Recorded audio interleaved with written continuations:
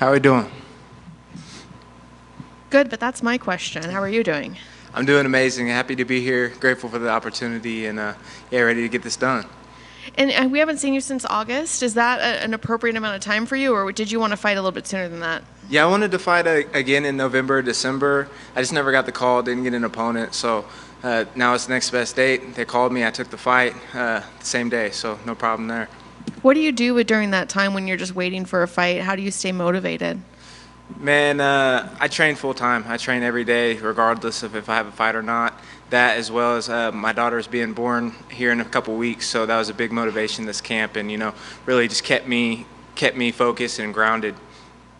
When you have a child on the way, how difficult is that to train? Because I imagine there's a lot to get ready for a new baby. It was actually really easy. It was nothing changed. My lady back home, Alexa, she is an amazing mom. She's going to be an amazing mom, and she did everything for me this camp. She really dialed in and sacrificed her time and all the love that she wants for me to prepare for this fight and be ready. You mentioned that you took the name right away. What did you think when you got the name and the date and all that? What were your thoughts? I thought it was a tough fight. I've seen Christian fight plenty of times before on previous cards, and I was impressed with him. He's a tough kid, but I just think I'm better all around, and it's my time. And he's coming up in weight, so is it difficult to be fighting somebody that you haven't seen? I guess how difficult is it when you're looking at his tape to know what he'll be like at this weight? Do you think it will affect him enough that it could affect the way that you look at his tape?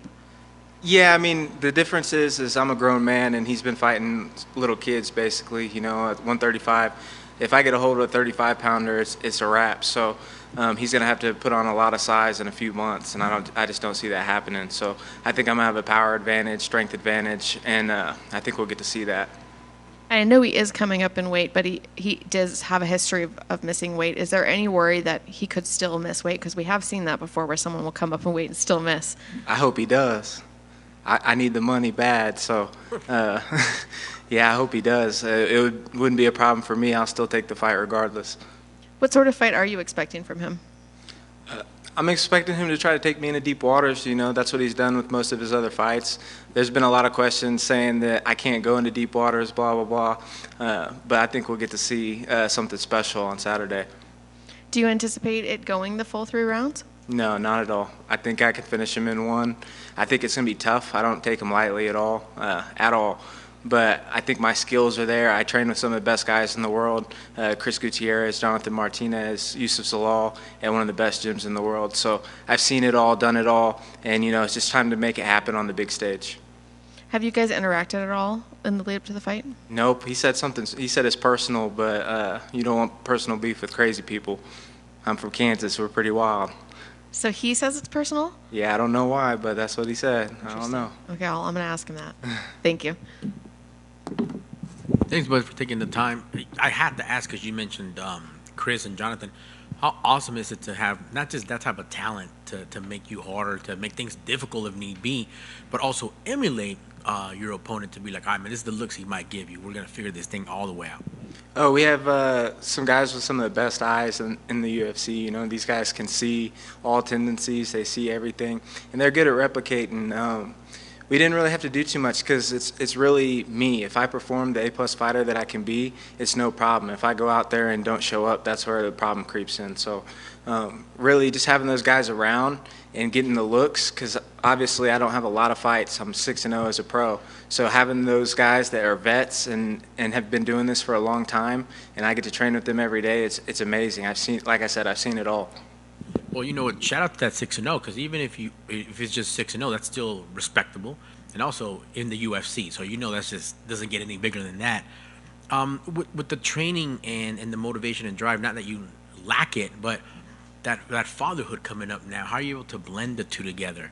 How does that refocus now? I think it'll be easy, man. I wanna raise a gym rat. My daughter's gonna be raised in a gym, and she's gonna be feral like me. So I have no doubts about that, man. I live in an RV right now, and we're gonna stay in the RV regardless of what happens this fight. I want her to grow up on a farm and work with animals and do real things, work with her hands, not be one of these Instagram models or blah blah blah. You know what I mean? I can dig it. And if baby girl has that farmer strength, man, she's destined to be a fighter. I mean, we just had Joanna, like in the Hall of Fame. One day you could be like, man, I'm gonna coach you. I'm gonna reverse roles. Yeah. That how exciting. The farm thing, like this is how you were raised, how you brought up.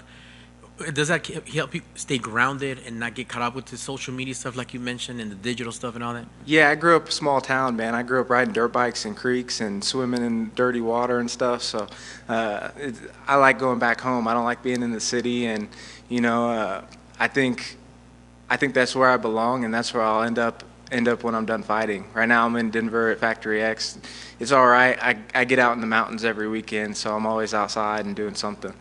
That's awesome, man. And you touched about it a little bit earlier with Amy and them. With that advantage that you have, just a natural guy at your weight, you're about to tangle with someone moving up.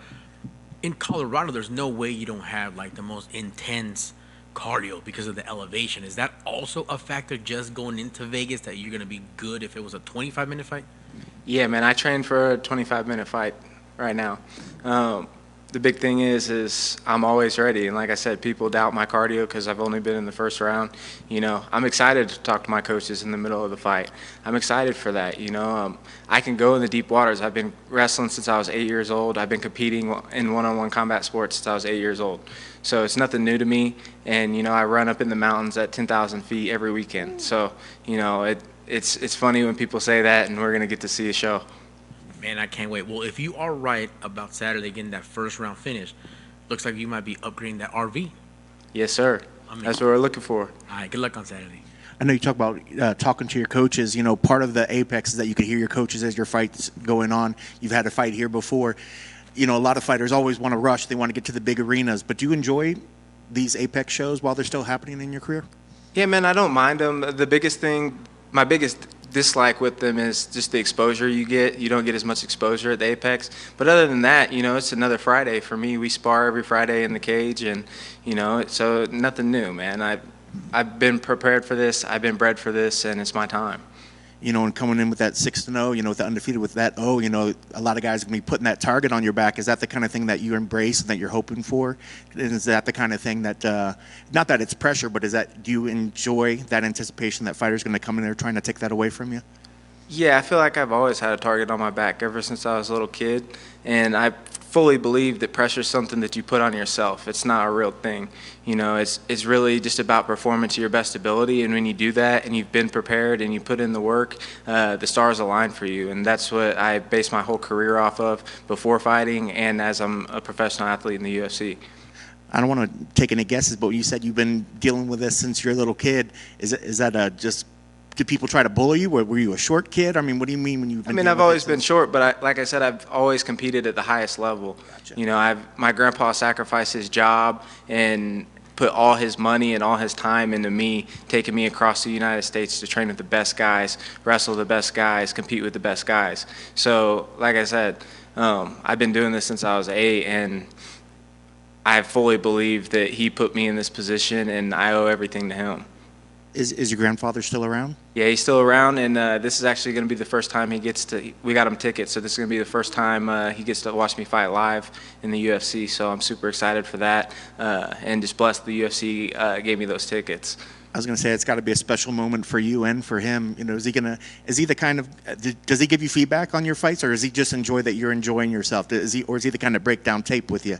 No, he just enjoys it. He's a Vietnam vet. He's getting old now, and I just wanted to fight in front of him in the UFC before he expires. So that's just such a blessing to me, and something that if it didn't happen and he passed away before he got to watch me fight, I really didn't think I would continue fighting. So I'm just super happy that he's going to be here. Performing in front of him and the rest of my family. That's why I fight. I don't fight for myself. I don't fight to be cool on social media. Blah. I fight for my family and to provide for them and to make them proud. And I feel like I've made him proud, but I want to make him even more. That's incredible. I'm so happy that you get to have that happen for him out there as well. Last for me, I know you said the kid's already going to be a gym rat. I assume mom's already on board with that, and is mom maybe a gym rat as well? Yeah, she's a fighter as well. She had to take some time off since she's pregnant, but she will be back in the gym. I'll be in the gym. Baby girl will be in the gym, and you know, Alexa might be in the UFC here in a couple of years. So I keep an eye out on that as well. That's awesome. And if you get that bonus, you're gonna take that and get some land. That's what I'm looking for. I'm looking for some land. The biggest thing is in Denver, it's so expensive, man. It's so expensive.